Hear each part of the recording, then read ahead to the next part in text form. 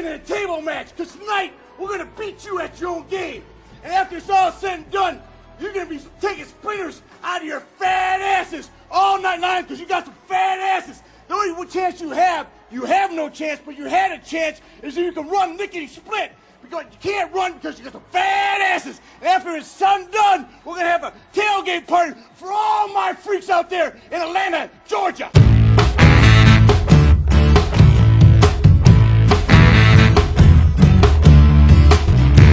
Gonna stick you in the eye with a foreign object. Gonna poke you in the eye with a foreign object.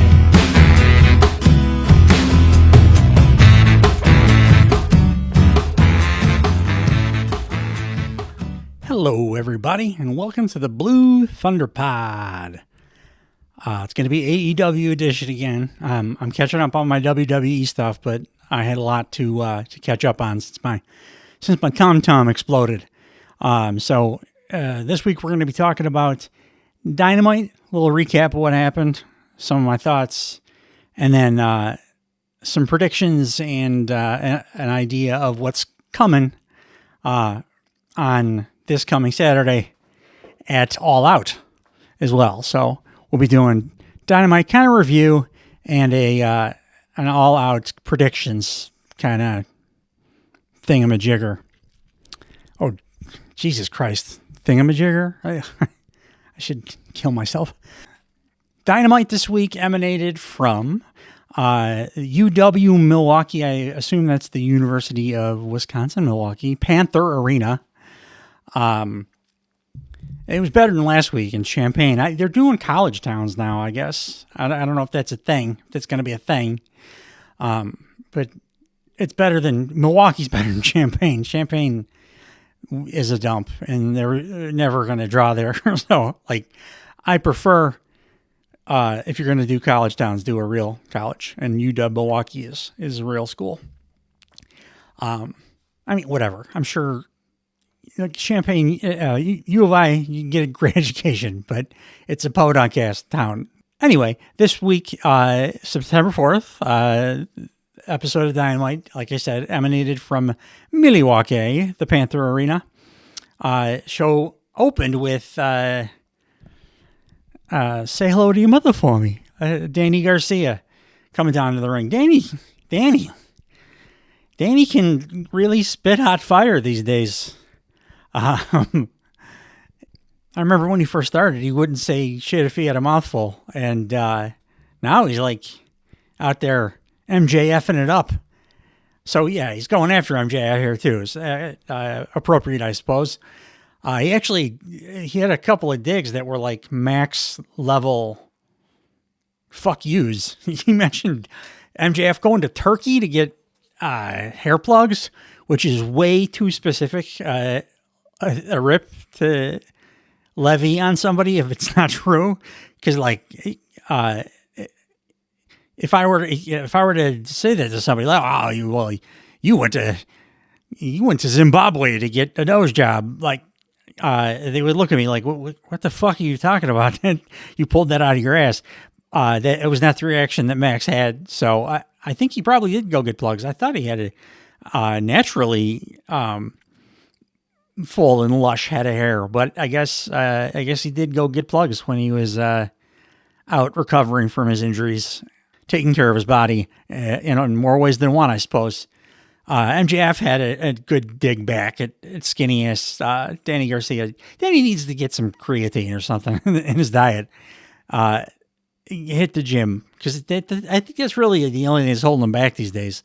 And MJF does tend to strike at the heart of the matter when he's cutting a promo on somebody, and he called Garcia a skinny ass Ozempic addict looking motherfucker, basically, and it's kind of true.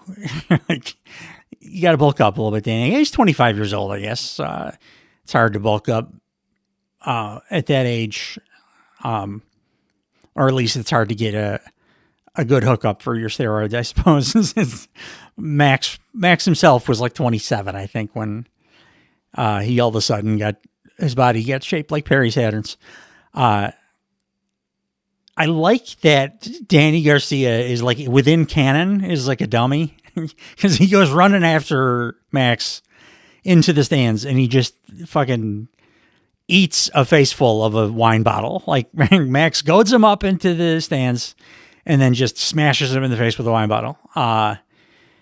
And that was funny. That's all I had to say about that segment. Outside of a side note that I really love MJF's white suit, black Burberry scarf look. It's very sharp looking. And I appreciate it. Looks like a Bond villain or something.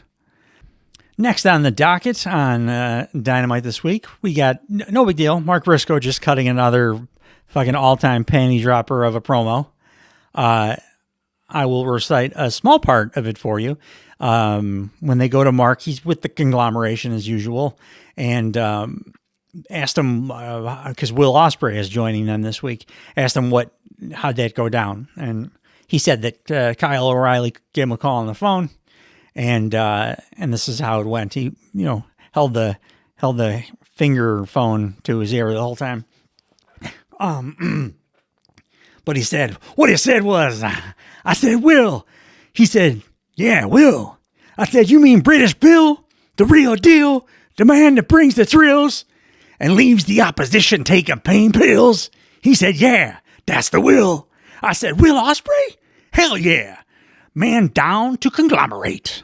I hope that he cuts one of these promos every week in perpetuity, or at least until I shuffle off this mortal coil, because Mark Briscoe will never cease to amuse me with his crazy bullshit. I think he and Kyle O'Reilly and I share an affinity for what Mark Briscoe is laying down in every one of these fucking promos.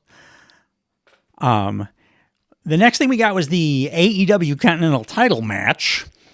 It was big news on the internet when that graphic dropped. I actually was on Twitter and Reddit and whining and complaining myself a little bit about the match not making sense for TV because he shouldn't give number one contender, blah blah blah blah blah blah. But the truth is, I was complaining, whining, and bitching and moaning because I've been spending too much time on the internet. And then the match absolutely blew my tits off. And I remembered that it's way more important to me to be entertained by something like super awesome than it is to worry like when and why they're doing the super awesome thing. I am not a television producer.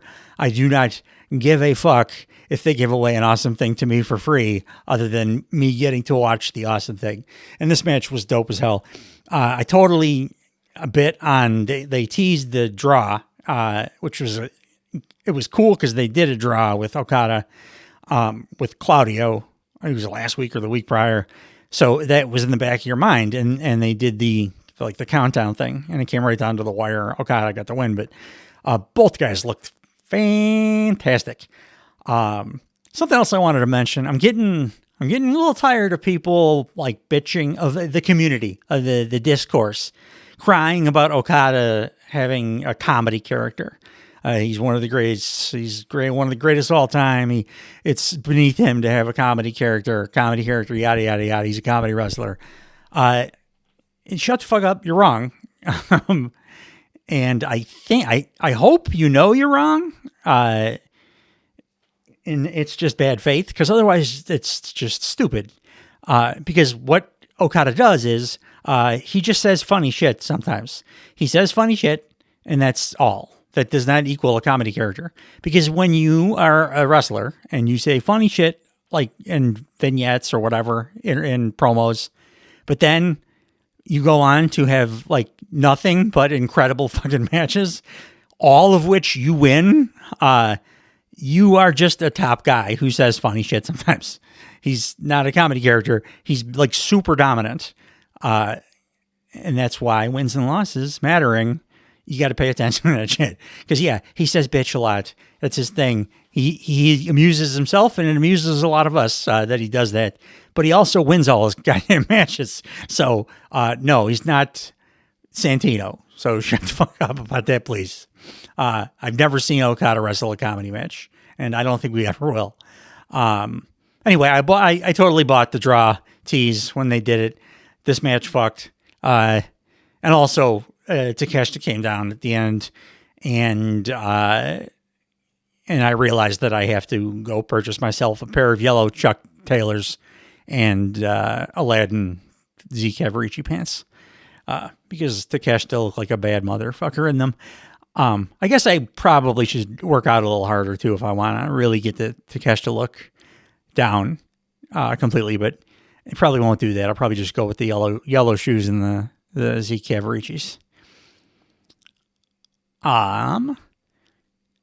Next up on the docket, it was like a little vignette. Swerve Strickland.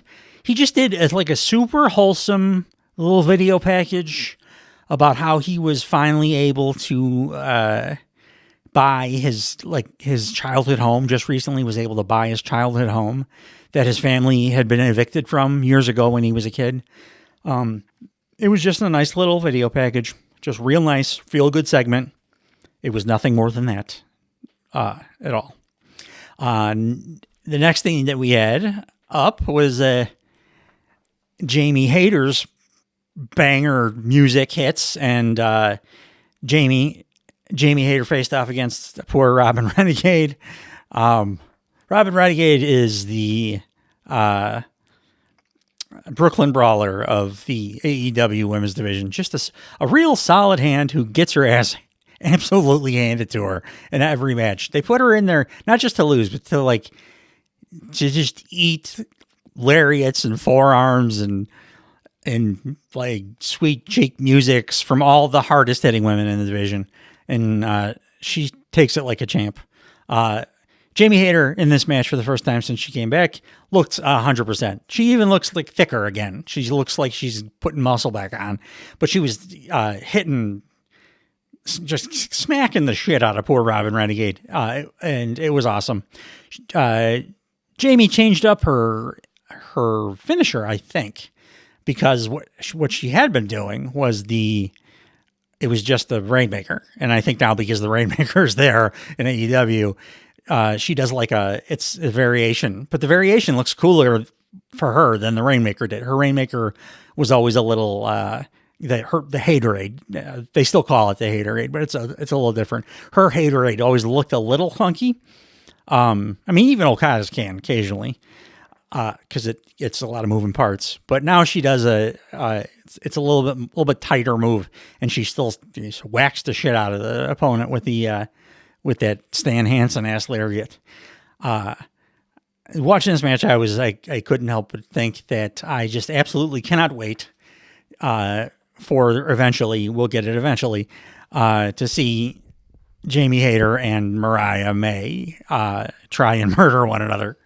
And when that inevitably happens, it will rule. And it'll rule because they are just two awesome wrestlers who hit hard, and will have nothing to do with my own personal proclivity for powerful, assertive women who also happen to be kind of bitchy sometimes. It's just going to rule because they're awesome wrestlers, and they wrestle good. On an unrelated note, what's Alexa Bliss been up to? I was always a big fan of hers. Anyway, Mox comes out now to talk about Darby Allin some more, and how Darby gets it, and Darby understands it's not a right, it's a privilege to be able to do this, and you have to do it with reckless abandon, yada yada. I'm yada yadaing, but this is the best work Mox has done, since he had significant hair on his head, like pre-punk Mox promo level.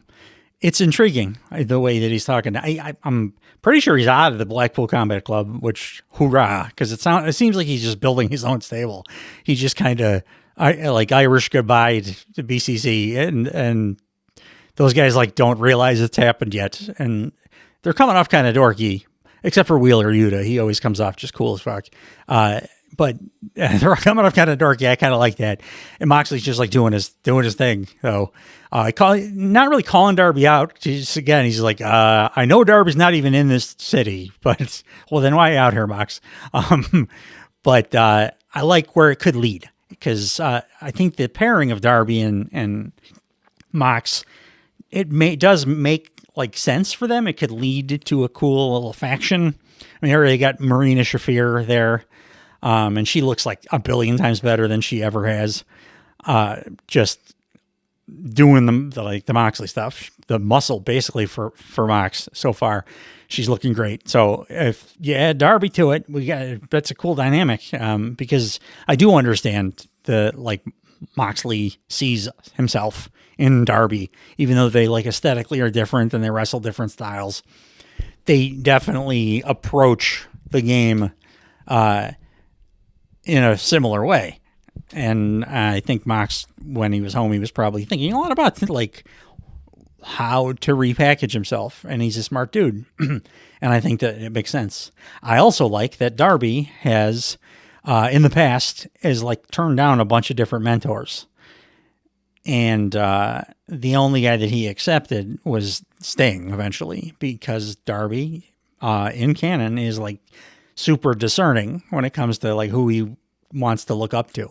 He talks about it too, but he doesn't really look up to anybody. And then Sting came along. Oh, Sting, of course, now Sting is like a father figure to him. So it's going to be interesting whether Darby accepts or rejects Moxley. If he rejects him, that could lead to like a pretty badass feud too. I wouldn't mind saying that at all for a little while. The most important thing though is, in my own head, what I like to think about while like Moxley's out cutting these promos, calling for Darby Allin and heaping praise upon him. What I think about is that Mox finally got his like few months off, his few month vacation that people were calling for like years. And in my own personal imagination, what his vacation looked like was him just like pacing around his house with like no shirt on and just like sweatpants and socks, just nonstop talking at Renee about Darby Allin. like Renee is just trying to get some laundry done or some shit, and Moxley's just like standing there, like hovering over and saying stuff like, "But babe, listen to me for just a sec. Seriously, babe, just listen to me. Hear me out. It's like he really gets it, you know? And like, that's all he did for 3 months. And that's why he immediately, when he returned to television, that's all he's doing is coming after Darb. And I'm sure Renee is very happy to be rid of him at this point, if that's how it actually went down. But, in my head, it is. And that's all that really matters. Because to thine own self, we must be true. Next up. Okay. You got me again, Ayatollah. This Jericho segment slapped. His insane spray tan that he has now works. The fact that he's randomly pissed off at Orange Cassidy for something that happened like during COVID works. Saying that the jacket that Cassidy ruined cost $7,000 works, because it's just a very funny amount of money to say that a jacket costs. If he said $10,000, it would be less funny. If he said $5,000, it would be less funny. If he said $500, it would be $7,000. Have a $7,000 jacket. It's just a funny number. And that works. Most importantly, the fact that he was wearing a bright orange blazer the whole time he was saying all this stuff works most of all. And maybe even more importantly, he got rid of the fucking insane, goofy voice. Thank the Lord. Also, then the fart smell, indignation face that Jericho made after Orange Cassidy accepted the challenge worked as well. I just can't quit you, Chris Jericho. Now our next segment was the AEW Women's World title match. Mariah May, champion, versus Nyla Rose. So every once in a while, she's like kind of like Shinsuke Nakamura, where when Nyla decides she's going to bring it, it rules. Every once in a while, when Nyla like feels like it, she will put on a fucking absolute slobber knocker, and that's what this match was. Mariah wins, obviously, but it was just a really good match. Hard hitting, beat the shit out of each other. My hope is Nyla was here on Dynamite, though, to remind people about her existence, because I have a prediction from the pay-per-view that involves her. And as wrestling fans, we all want to be right all the time, as you well know. So my hope is that that's why she was there. But in the meantime, we got a pretty kick-ass match out of it. So next, Mercedes, Sasha, Queen. Just say there's a price to pay when you mess with Monet. Don't add extra words. Don't make it extra wordy. Snoop Dogg is your cousin, for Christ's sake. Run your bars past him once in a while. That's all I have to say about that segment. The next thing up was the show ended on an angle, so I suppose the next thing up was the main event of the evening. It was a non-title 6-man tag match. The Blackpool Combat Club, this iteration being Claudio Castagnoli and the living legend Wheeler Yuta, plus Pac, who they like are kind of intimating he's just in the BCC now. Like Danielson came down was on commentary, and he was just like, "Yeah, Pac's a perfect fit for us here in the Blackpool Combat Club." Okay, I guess that happened. Maybe he's just gonna slot into the Mox spot, and they're not gonna act like nothing happened. And Moxley's just gonna have his own new stable, and Pac will no, Pac has always been here.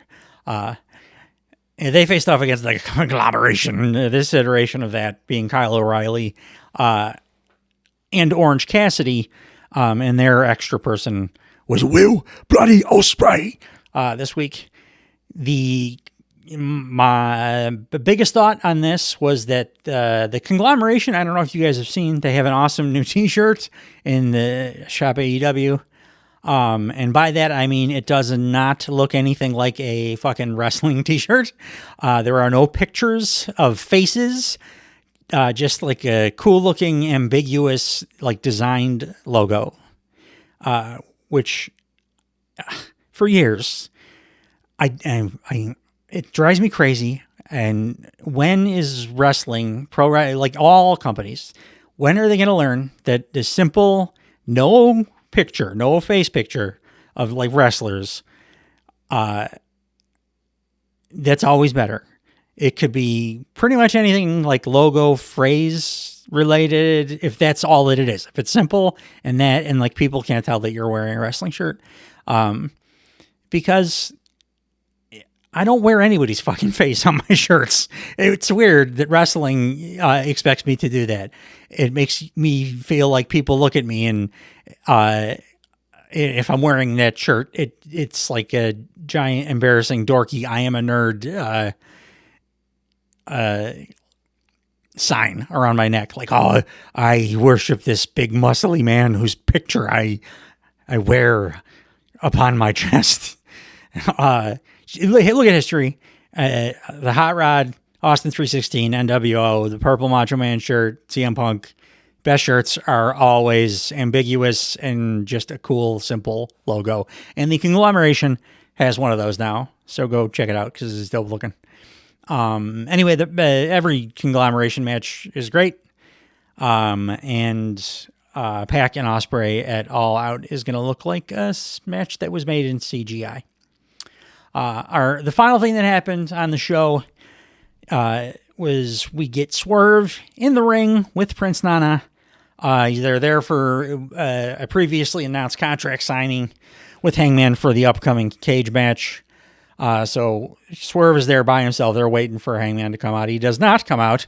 Instead, Hangman he pops up on the Tron, and and he's at some other undisclosed location, like talking into his phone at Swerve. Cuts a promo that is just like good acting, not good like good for wrestling acting. It just was very well acted. Like it could have been in a regular TV show or movie or something. Promo ruled, and it was like all a one take thing, and it was amazing. It's more unhinged Hangman stuff, but he's talking about how he wants to take away anything that Swerve cares about, and the mistake that Swerve made was letting people know that there was something he cared about. So I do kind of wonder if Hangman like saw the segment an hour ago on Dynamite and then flew to Seattle or wherever that childhood home was to make this happen like that fast, because that's where he was. He was at the house that Swerve purchased, his childhood home, that we learned about earlier in the show. And as Hangman is cutting this promo, he's dumping gasoline everywhere. Like I have no idea how they did this segment safely, or if they did it safely, or if they just said, fuck it, this is going to look awesome. But Hangman appeared to pour a trail of gas, like as he left the front door of the house. The trail of gas, like all the way up to this like Archie Bunker ass chair that was like only 12 feet or so in front of the house. And then he proceeds to ignite the gas trail, which then ignites the house into a raging inferno. It looked like it was him igniting. I'm sure there was like a pyro expert guy just out of frame that did the like actual igniting of the fire. But I'll be goddamned if Hangman did not stay sitting in that Archie Bunker chair like 12 feet in front of a goddamn raging inferno house fire. If it was like green screen or something, it's the best I've ever seen. It's better than like the Mandalorian and that new technology or whatever. I'm 99% sure it was just Hangman Page sitting like hazardously close to a fire that like looked completely out of hand almost immediately. So I kind of think it was reckless. I don't think they did it safely. And that rules, because it looked fucking awesome. That's how the show ended.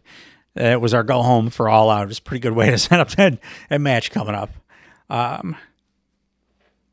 me take a sip.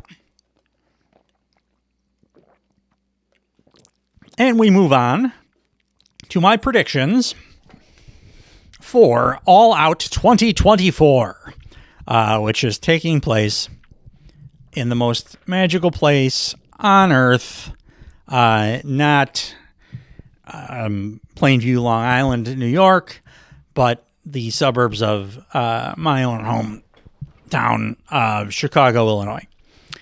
It's going to be at the Now Arena this Saturday, September 7th. Still tickets on sale. Look, I checked Ticketmaster. It looked like it's probably going to be pretty close to a sellout.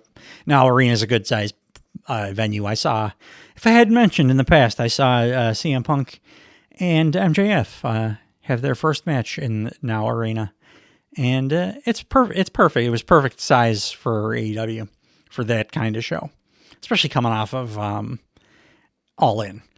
Evidently, they're moving All In to July next year, so there'll be a full month in between the two pay-per-views instead of this year. At least we had 2 weeks, so like this feels better. And they started building this pay-per-view like alongside the build for All In, so that made it feel a little bit better too. But it's still just goddamn stupid to have two pay-per-views 2 weeks apart.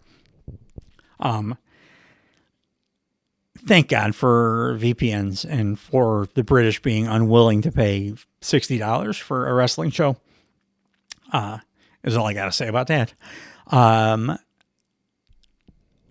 The first match that I'm going to talk about here is the AEW International Championship match. Will Bloody Ospreay, the Billy Goat Prof, up against Pac. And my big question is, where the fuck on the card do you put this match? because I don't think they're going to do like a 13-minute, or I think they're going to give them the 20 plus like match of the year effort, like all out Osprey Pac match. And if you open the show with that, I think you run the risk of tiring everybody out. Although, yeah, people, the crowds at these AEW pay-per-views, I got to stop doubting them because they just consistently kick ass. The AEW pay-per-views are the best thing that there is in wrestling. Anybody that says otherwise is bad faith, or one of those like Twitter people that has like a picture of Vince McMahon in their profile or whatever. It's that like AEW is not great always, but the pay-per-views, they just don't miss. And the crowds are part of that. Like, the crowds don't miss either. So I guess you could open the show with it, and they're still going to be hot for the rest of the show. I kind of think because I want it to happen, I'm gonna say my prediction is I like Pac to go over here. I think that dude like spikes himself twice a week, so he deserves a big win. He has not had a big win in a long ass time, and actually he has now stayed healthy for like a while. My theory was they were not like putting him in any big long programs since like 2019, 2020, because the dude would get hurt like without fail. He would get hurt for long periods of time every year. And that has not happened this year. So maybe they're feeling confident enough to like put him in an actual program, like a singles program. And if he beats Will Ospreay, that'd be a good way to kick that off. And like, Will's still my favorite, but the dude is, he's fireproof. He's like, he's just the best wrestler there is on earth right now.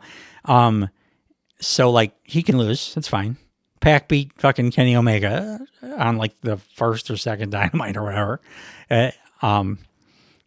And also Pac like decimated Will Bloody Ospreay on Dynamite. So you got an excuse built in. Like he's going in hurt. So I'd like to see Pac get the win. The next match I want to talk about is the AEW Continental Championship match. Kazuchika Okada versus to be determined, because the Collision has not happened yet, and this match is going to be a 4-way match, which I don't like. The Bucks have no power. To Matthew and Nicholas no longer have any sway, because why is Okada, their boy, got to be stuck in a 4-way like for his belt? It's terrible, and he's going to face some beasts because his opponents to be determined on Collision through a series of matches. Orange Cassidy versus Bryan Keith, Lance Archer versus Mark Briscoe, and Takeshita versus the Beast Mortos, which is that match is gonna rule. But obviously, it's gonna be OC, Briscoe, and Takeshita. So poor Okada, he's got to put his belt on the line in a 4-way for no reason. I mean, the dude, he did nothing wrong. He just defended his title in a banger against Koyo Fletcher. I don't know why he gets stuck in the 4-way with like Takeshita. It's some bullshit. He's getting punished here. But on the other hand, who gives a fuck? Because this match is going to slap. I assume that, like I said, it's going to be Orange Cassidy, Takeshita, and Briscoe, because of course it is. And I think Okada is going to retain in what will certainly be a banger. And after which people will still complain and cry that Okada is a comedy character. I actually had an idea for what I think could be a pretty badass stable. I think you take Takeshita, you take Danny Garcia, and Koya Fletcher, and in the spirit of the Shield, or like if there was a good version of the Nexus, you put those guys together, get them some matching outfits, and have them just show up every week on Dynamite and fucking wreck shop until they get their due, their push, their title matches, whatever, like the Shield did, essentially. because those three can all go like a motherfucker, and they're all super young. So like people complaining that they haven't gotten their big push yet is kind of bad faith. That they're like way younger than almost any wrestler is when they get their first big big top of the card program. But I think that would be a dope thing to see. Takeshita, Garcia, and Koyo Fecha just like turtlenecked up or whatever, beating the shit out of people, ruining Dynamites for weeks on end until Takeshita gets his title match that he can win in like a shock way, bringing together all of my fantasy booking. Anyway, Okada's winning this match. MJF versus Danny Garcia. I really like in the build to this match how MJF just does not like respect Garcia enough to fear him the way that he fears all of his babyface opponents. He always is like running away or doing that. I'm not going to face you in this podunk town bullshit.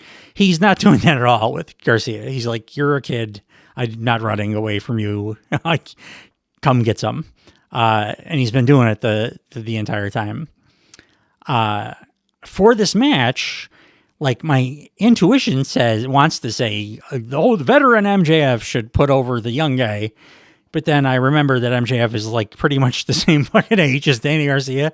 He's just a prodigy who's going to go down as the greatest of all time when it's all said and done. These two, I think, are going to have all of us, me included, super believing that Danny Garcia is going to finally get his big win. And then Max is going to do something truly horrible and win. And he should, because he's a bigger star. He's way more over. I love Danny Garcia. MJF should win. And he's gonna, I think. And everybody's got to fucking relax. Garcia's 25 years old. He just learned how to cut a promo like last week. He has plenty of time. Pretty sure he just signed like a 5-year extension too. So with the extension, that would work perfect for my stable idea. Put in the comments below ideas for a name for that faction or stable, or if they should have a manager. Oh yeah, by the way, these are all going to go up on YouTube now. From here on out, every Blue Thunder pod is going up directly to YouTube, the video to YouTube as well, not just the audio, which had been the case until now. But I'm proficient enough, I think, at doing the V part of the AV of this thing that I'm going to put these all up on YouTube. I'm thinking I made a third channel. Go check it out. Blue Thunder Guy on YouTube. That's more of a character driven comedy thing. Haven't decided whether I'm going to put these Blue Thunder pods there or just throw them up on the official original Blue Thunder Pod podcast YouTube channel, which would make more logical sense, but the other channel has got more views already, so I may throw these on there too for visibility's sake. AEW TBS Championship match, Mercedes Money versus Hikaru Shida. And Camille is banned from ringside. Mercedes kind of needs a banger because she's treading water right now. So Shida could provide it for her here, I think. Again, she's got Shinsuke Nakamura syndrome where she doesn't always show up, but when she does, it's a fucking certified banger. So I think that Mercedes could get that here. If they want to do like a guarantee Mercedes banger, to do the goddamn Statlander match. I don't care. They're both heels. It's perfect. I promise you they will have perfect ring chemistry. Like they fit together like a glove. I want to see that match. But Shida is a good option here for Mercedes on like a 2-week build too. She's going to win. Money is going to win. I think because Camille is banned from ringside, when the newest member of her, what would now be a faction, comes down and pulls some bullshit. I think she's going to get another Lady Hoss. I think that it has to be a Lady Hoss that can talk, because she can't, and neither can Camille. So they need a mouthpiece. So I think Nyla Rose would be perfect, because she can talk real good, and she's a Hoss. I think she'd be a perfect addition. And that would immediately be like a pretty formidable faction for the big signing Mercedes Moné. They should just call her Sasha Banks, like freaking saying, yeah, sue me. WWE's trying to be like the babyface promotion now.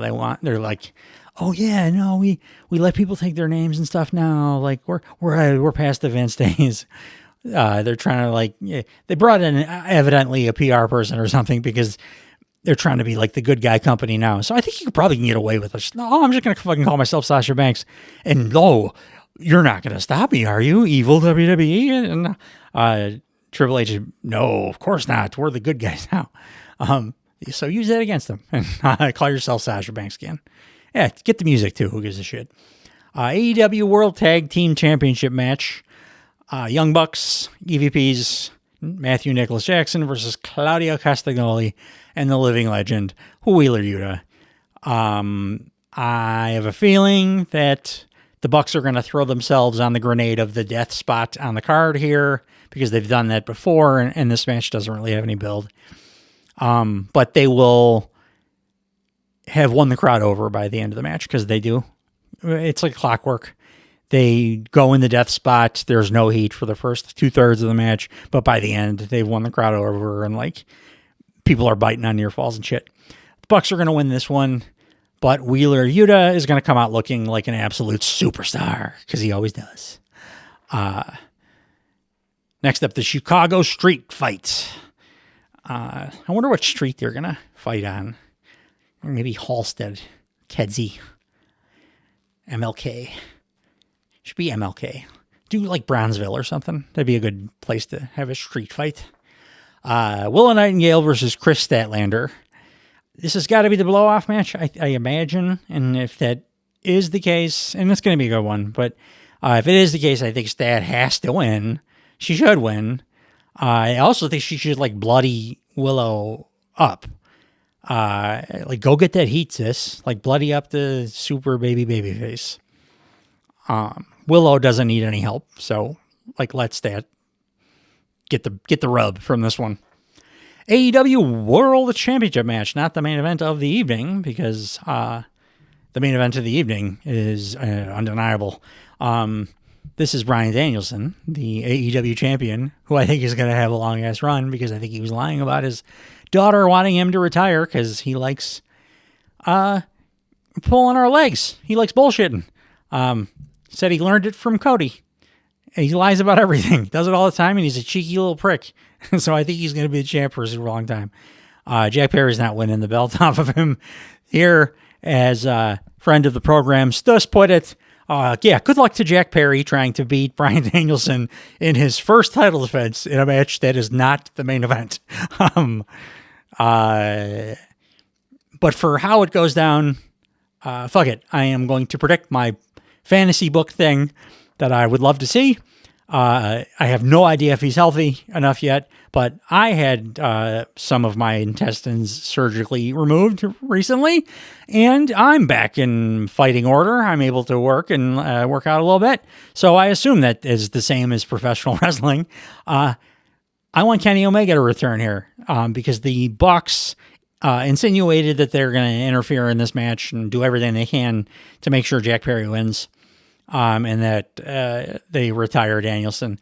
So they're going to pull some bullshit, and a good counter to that would be Kenny, by God, Omega coming down. And then maybe we can get like a couple of months program of Bryan Danielson and Kenny, by God, Omega tag teaming together against the goddamn Young Bucks. Because that would... make my little boner pop up, because I love the Elite, and I'm an AEW fucking nerd, And as you can go check out on the Blue Thunder Guy YouTube channel, Bryan Danielson, the American Dragon, is the greatest wrestler that's ever lived. And I proved that on that channel. So it'd be great to see Kenny and Danielson teaming up against the best tag team of all time in the Young Bucks. Reminiscent of the days of Hangman and Kenny teaming and feuding with the Bucks, I think. Speaking of Hangman, the main event of the evening. What is now, because Hangman did not sign the contract, what is now a unsanctioned lights out steel cage match. We got Swerve Strickland versus Hangman Page. I assume they are going to want to continue to escalate the violence between these two. So, my prediction for the match, with that in mind, is I'm going to say Swerve wins, probably by using a bazooka. I'm going to say the loose meat that was formerly Adam Page will be unable to answer the 10 count, and Swerve will win. Because, will what the fuck am I talking about? Swerve will win here. Because it was just absolutely apoplectic at the end of Dynamite, and that leads me to believe that he's gonna come away the victor here. And the only way to out violence the Texas Death Match, I think it's just straight up murder. So we're gonna see that for the first time. Hangman Adam Page will go down in history as a legend in professional wrestling for giving his life in the main event of a secondary AEW pay-per-view. It's going to fucking rule the show. I'll be watching it by myself this time because I can't convince people to come to my house 2 times in a row this close together. I don't know why. I'm a pleasant host. But I'll be watching it, and so will you, because you're listening to a fucking wrestling podcast done by a AEW nerd. So you're definitely going to watch this shit. And we're all going to get to see Hangman Adam Page get murdered together. Thanks for joining me, guys. I'll be back again next week. I think I'll be able to start doing some WWE stuff again next week. I am almost caught up on the shit that I missed out on. It's not Shakespeare, so it's not taking real long to catch up. But I know, like, pretty lights and cool camera effects. Yeah, I understand why you watch. But I'll have something for you, WWE wise too. I've decided I'm done. Like bitching, like serious complaining about any wrestling. I will be making fun. I'm going to be making fun a lot, because that would just not be in character for myself. I would, to thine own self, I would not be being true if I were not to make fun of this bullshit that we watch every week in professional wrestling. But I'm not going to complain anymore. I'm just going to talk about stuff that I think is dope and make fun of the fun stuff that I think is so bad that it's funny. And sometimes the stuff that's so dope, it's funny. Because they can be both. Like Hangman Adam Page doing the lighting the house on fire that we just learned existed an hour prior. Is dumb as fuck, and it was awesome. Like I said, thanks for joining me. Check out my other YouTube channel, Blue Thunder Guy, for that first video I put up, and there'll be more to come. And hope you guys continue to join me, because I love doing this, and boy, I sure do love professional wrestling. Bye, everybody. He's simply ravishing.